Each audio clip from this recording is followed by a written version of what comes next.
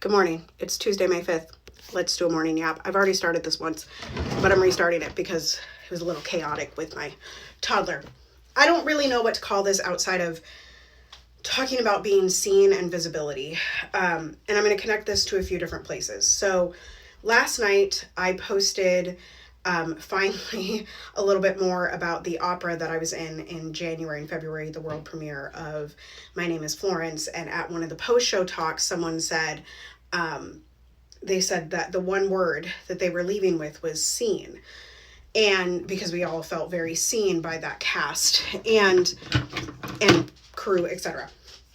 And the show itself. Anyway, you can go read that caption yourself. I also yesterday posted to my stories a little bit of a practice session. My voice teacher, who is my new old voice teacher,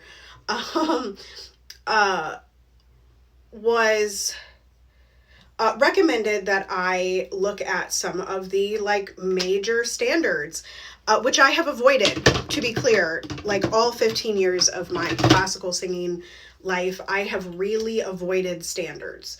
I've really avoided the standard canon. I've gone hard, as you all know, into blackening the canon. I sing primarily black rep. I intend for my next album to be all black arias. So, it's not something that I had really looked into. But I realized as I sung through a couple of them the other night that I know very well, right? Like I know O mio babbino caro. I've sung that, or I've not sung that, but I've heard it a million times, right? There's just like Quando me vo, right? Like these arias that are so common and major parts of the canon, and most, young sopranos learn those two arias depending on their voice type.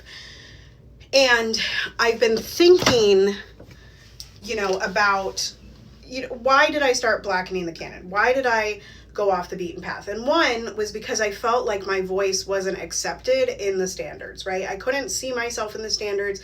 I didn't quite have a place to fit. No one knew what Fach I was, But the other one, I didn't feel seen in the repertoire, right? Like, I don't like being the cutesy girl. I don't like, I don't want to be the fake in love girly pop. This is this lighting is wild this morning. But the other thing is that I didn't want to be seen as a star, right? And I think that this is something that we have to sort of wrestle with as we get older. And this has been a theme when I'm getting coaching from people, whether that be business coaching, voice coaching, whatever. My first voice teacher here in the Twin Cities had always reminded me to share big and to allow myself to be seen and allow myself to be big, because in grad school there was this guy that came to one of our shows, and he was a critic, but he was like, you can't hide that voice. And I was like, yes I can, I'll show you. There was a want to not be too noticeable. There was a want to lead from the back, as one of my current coaches said. There was a want to not take the spotlight from others.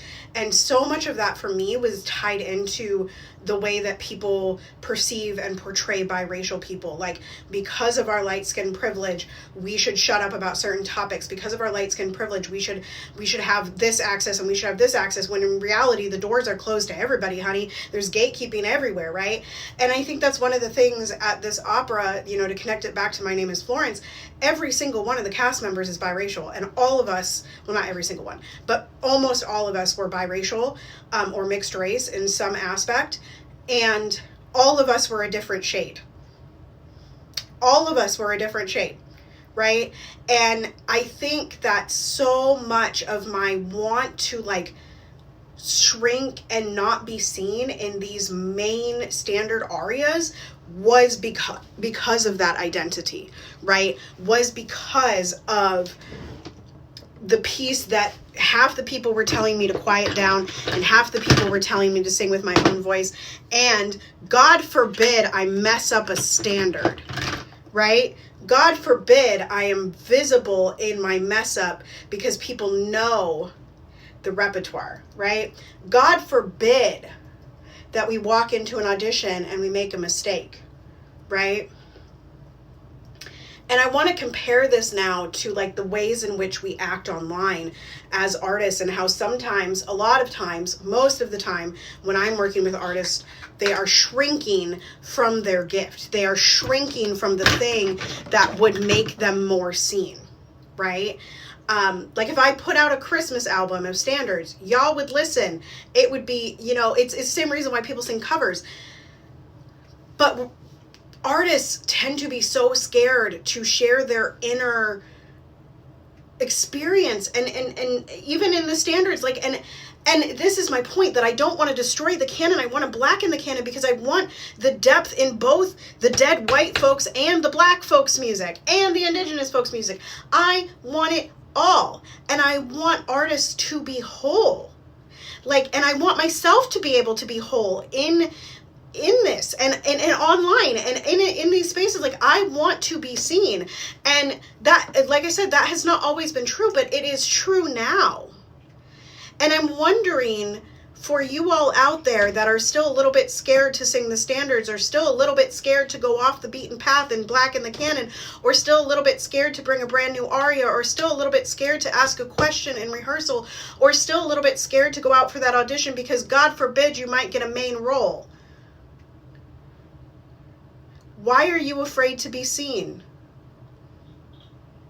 What is that rooted in? How can we release that entanglement? How can we heal it? How can we love ourselves a little bit more through it? So that on the other side, we can be fully seen, which is going to create more jobs. It's going to create more opportunity. It's going to create more feelings of joy, right? I'm glad I did this on here and not on Instagram. For now, that's where I'm going to stop. Let me know what you thought in the comments. Let me know any conversation that you want to have. Abolish ICE, make good trouble, do good work. Ceasefire now in our hearts and in our minds and the world over. Joy is our revolution. And I will see you next time.